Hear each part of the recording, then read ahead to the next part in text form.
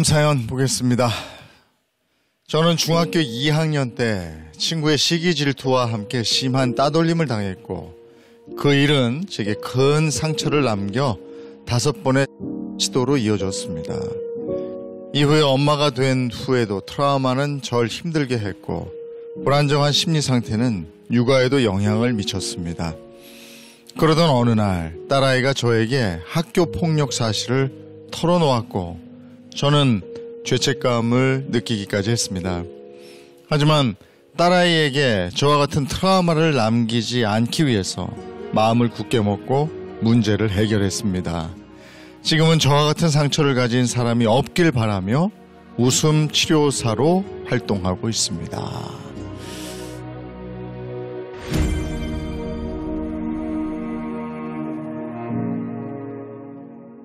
안녕하세요. 대구에서 온 50살 진진현입니다. 어떤 일이 있었던 겁니까? 제가 중학교 1학년 때 연극을 했었어요. 네.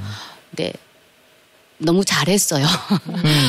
그래서 자연스럽게 중학교 2학년이 되니까 또 어떤 연극을 하게 됐는데 그 주인공을 네가 해라 이렇게 말씀을 하셨어요. 선생님께서. 원래 잘하는 사람이 하는 거니까. 네. 근데 그 어떤 반 친구가 그 얘기를 듣고 저한테 왔어요. 그 선생님이 나가시고 나서. 그러면서 너 선생님한테 그거 주인공 안 한다고 말해라. 이렇게 말을 했었어요. 그 아이가 좀 힘이 셌었어요. 저희들 그 상황에 그때도. 소위 얘기하는 짱? 예. 그래서 걔 말을 거절할 수가 없었고 저는 선생님한테 가서 선생님 저 별로 그거 하고 싶지 않아요라고 거짓말을 시켰었어요. 거짓말을 했는데 선생님이 네가 잘하니까 네가 해야 돼. 너 뭐 그런 말이 어딨냐고. 주인공 이미 정해졌는데 네가 하는 거야라고 말하면서 두말하지 마. 그러면서 선생님이 또 그렇게 말씀하셨어요. 저는 걔한테는 안 한다고 말했는데 선생님이 또 하시라고 하니까 선생님이 또 힘이 또 더 세잖아요. 그러니까 알았다 그러고 했는데 좀 두려웠어요. 두려웠는데 제가 이제 그거 주인공을 한다고 했다라는 그 말 때문에 너는 거짓말쟁이다. 안 한다고 하지 않아 해놓고 그게 시작이었었어요. 예를 들면 어느 정도 강도로 따돌림이 시작된 거예요?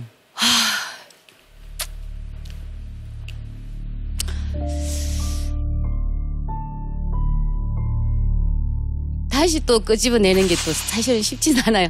어느 정도였냐면 뭐 침을 뱉고 재수 없는 년이라고 말했었어요. 그 말을 잊을 수가 없어요. 그 특정 아이가?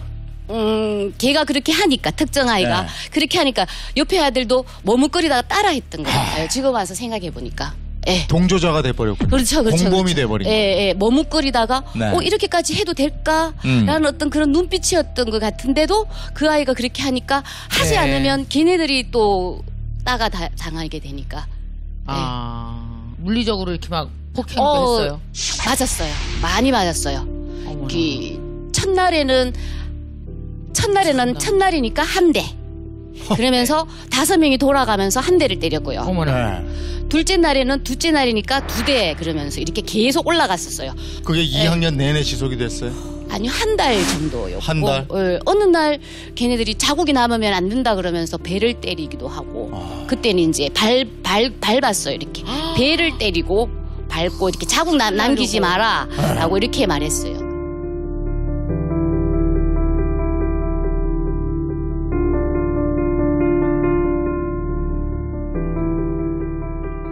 누구에게도 도움을 청할 수가 없는 상황이었어요. 그 누구에도 말할 수 없었던 게 그 짱이 이렇게 말했어요.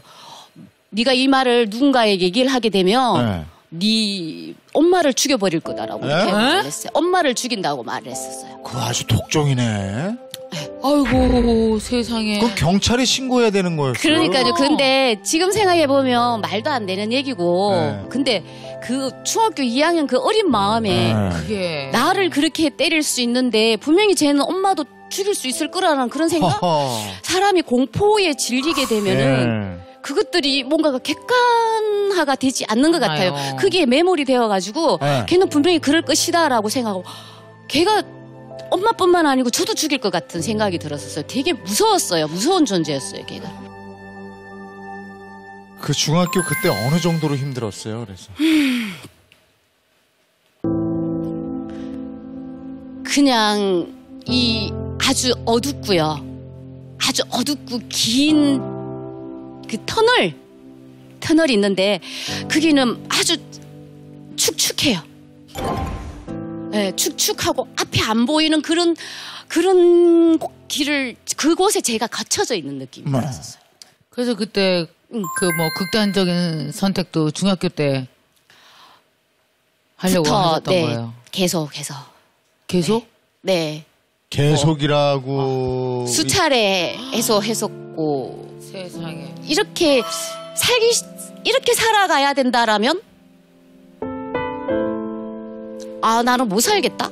그게 못 살겠다라는 게 왜냐면 걔네들이 저를 때렸던 기억들이 계속 날마다 떠올랐어요.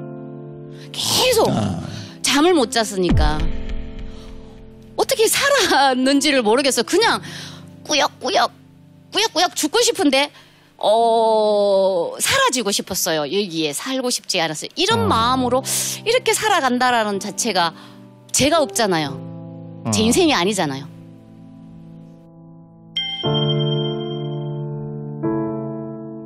아니 근데 저희가 듣기로는 또 충격적인 게 딸이 또 이런 고민을 엄마한테 얘기했다며. 네, 제 딸도 학교 폭력을 겪었습니다.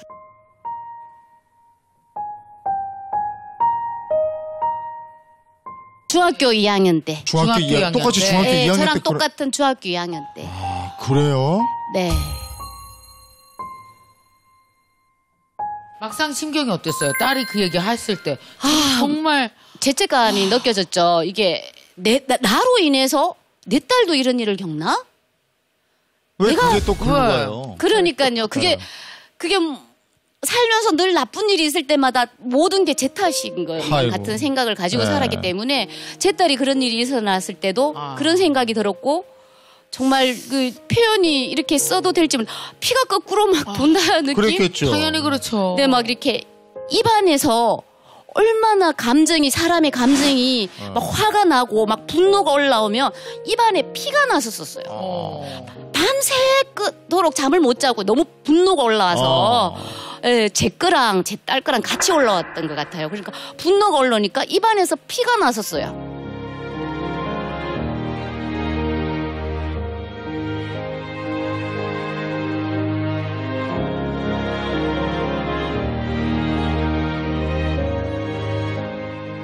어릴 때 이렇게 상처를 받으신 기억이 있는 어머님들 중에는 부적절한 죄책감을 많이들 호소하세요. 네. 뭐 무엇이 잘못돼도 다 내 탓 같고 아이가 잘못돼도 내 탓 같고 안 좋은 일이 생겨도 궁극적으로 내가 잘못해서 이런 일이 생긴 것이다라는 습관적인 자동적인 반응이 나오는 경우가 있습니다.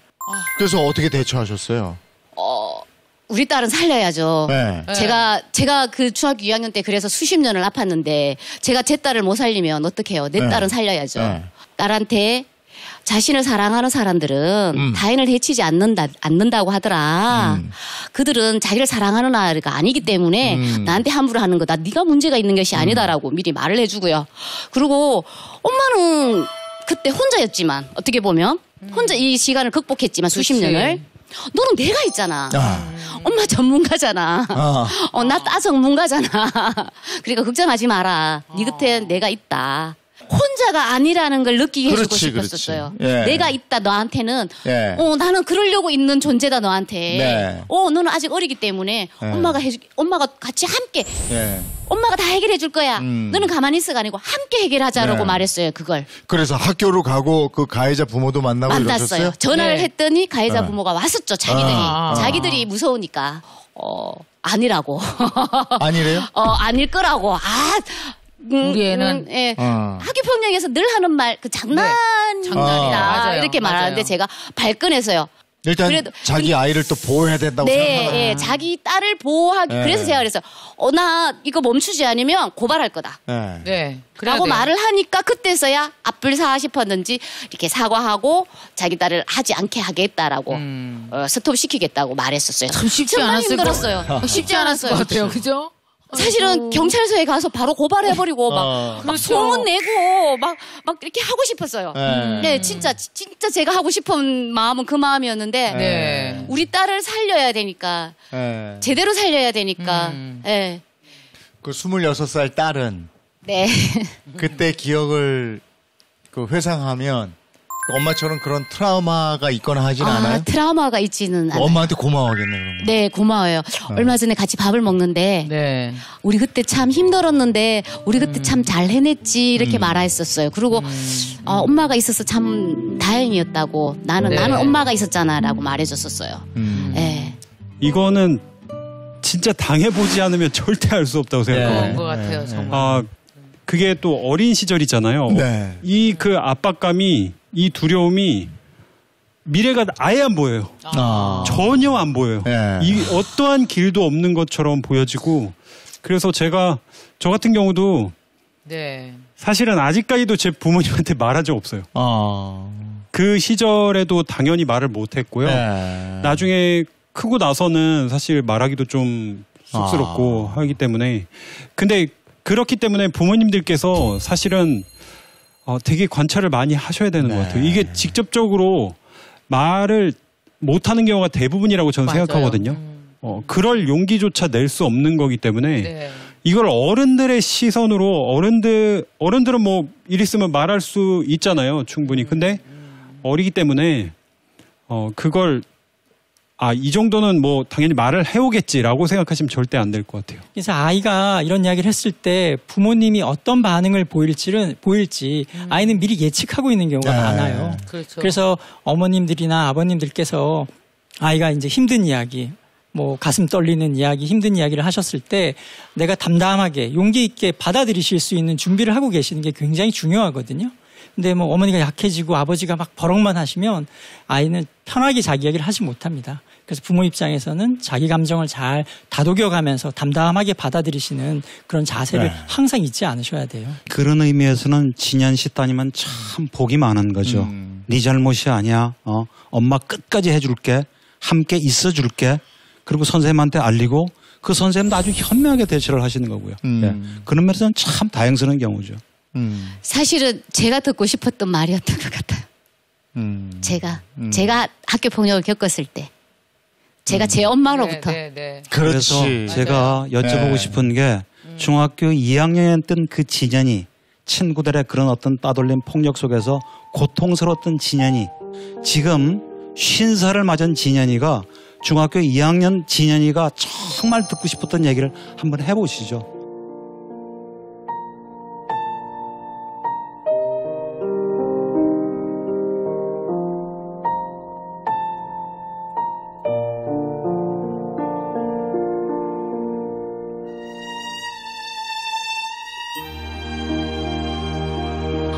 네 잘못이 아니야 라는 걸. 전 제 잘못인 줄 알았어요. 제가 잘못해서 일어난 일이라고 생각했어요.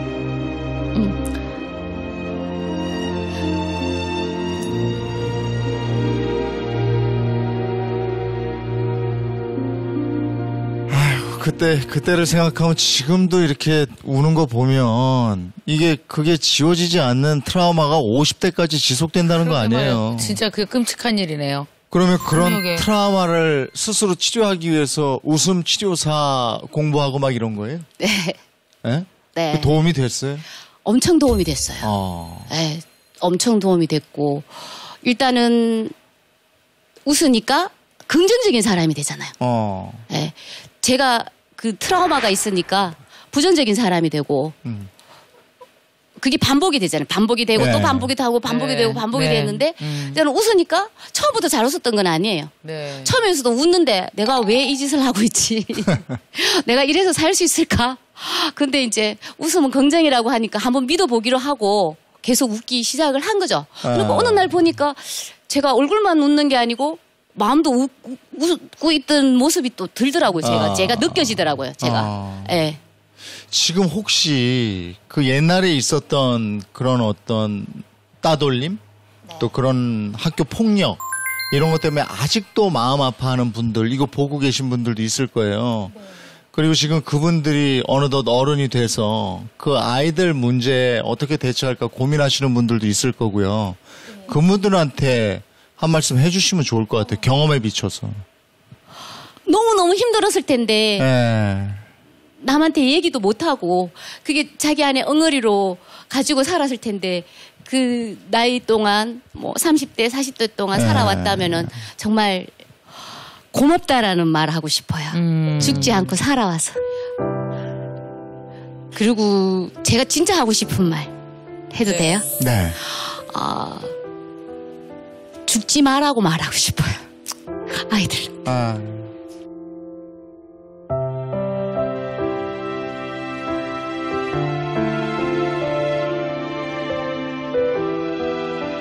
힘들고 아프고 죽고 싶어 심정은 알아요. 저는 제가 그랬기 때문에 충분히 이해해요. 근데 절대로 죽지 말아라고 말해주고 싶어요. 죽으면 안 돼요. 죽으면 복수할 수 없어요. 복수를 하고 싶어서 살았어요. 저는 사실은 복수하고 싶었어요. 근데 어느 순간 보니까 복수가 의미가 없어졌어요. 내가 잘 살게 되면 잘 살게 되고 잘 산다는 표현이 그 평력이 없었던 일이 되는 건 아니에요. 사실은 그 이전보다 잘 산다는 뜻이에요. 저는 그 중학교 2학년 때 그 폭력이 없었던 대로 그 순수했고 그 명랑했던 그 과거의 내 모습으로 내가 돌아갈 수 있을 거라고 생각하지 못해요. 하지만 살아보니까 잘 살아왔다라고 생각을 하고 있고요. 절대 죽지 마라라고 말해주고 싶어요. 애들이 죽을 때마다 제가 너무 아파요. 섣불리 용서하려고 생각도 안 해도 돼요. 걔들 용서 안 해도 돼요. 걔들 용서할 수 없어요. 걔들은 용서할 수 있는 대상이 아니에요. 나를 그렇게 아프게 했는 대상인데 뭘 용서해요. 용서 안 해도 되니까 일단은 살아라고 말해주고 싶어요. 꼭 살아야 된다라고 말해주고 싶어요. 그리고 말해라고 말하고 싶어요. 아프다고 말하고 그리고 그 주위에 계시는 분들이 학교 폭력은 범죄라는 것을 그냥 그 친구 얘기들을 들어주시고 또 그 아이가 이 세상에서 좀 제대로 살아갈 수 있도록 도와주셨으면 좋겠습니다.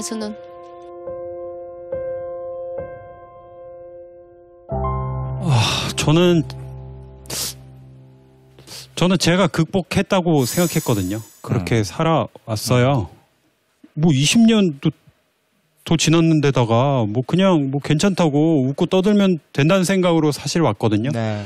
막상 와보니까 저도 벗어나지 못했네요. 그러니까 그냥 저는 지금 생각에는 덮어뒀던 거고 그 나름대로 극복하려고 애를 쓰긴 썼어요. 뭐 어떻게든 좀 더 나아지려고 했고 그리고 또 제 나름대로 되게 치열하게 살아왔거든요. 근데 그냥 방치였던 것 같아요. 방송하면서 좀 이렇게 힘겨운 적이 없었던 것처럼 느껴지는데 그러면서 더더욱 드는 생각이 이거 진짜 심각한 문제구나 라는 생각이 들었어요. 그래서 이렇게 방송을 통해서라도 파란만장 통해서라도 이런 게 엄청나게 심각한 문제라는 거를 우리가 계속 알리고 또 이거 자체가 어떻게 보면 교육일 수 있잖아요. 방송을 보고 계신다는 것 자체가 이 심각성을 우리가 조금만 더 느낄 수 있다면 확 바뀌지는 않더라도 그리고 또 이렇게 경험을 하신 분들이 용기를 내서 목소리를 대단한 용기라고 생각하거든요. 내주실 수 있다면은 그래도 사회가 조금씩 바뀌어 나가지 않을까 그런 또 희망을 또 가져보게 됐습니다. 네. 오늘 정말 이 피해자의 아픔이라는 것이 이렇게 심각하고 이렇게 사람이 철저히 10대 때 한번 무너지면 꺾이면 일어나기가 이렇게 힘든구나.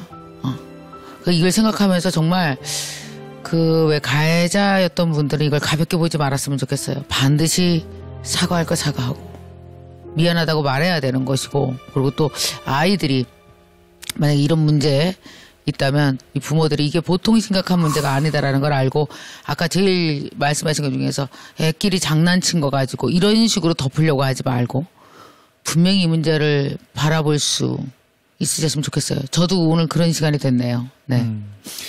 진진현 씨는 오늘 나오셔서 보여주신 모습이 참 단단하고 네.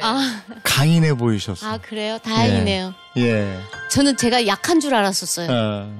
예. 그리고 우리에게 그 폭력에 노출되어 있는 피해자들이 얼마나 심각한 피해를 입었었던 거였는지를 확실하게 오늘 얘기해 주셨어요. 감사합니다. 그 아픔을 승화시켜서 멋지네요. 웃음 치료로 우리 사회를 밝게 해 주십시오. 오늘 나오셔서 고맙습니다. 감사합니다.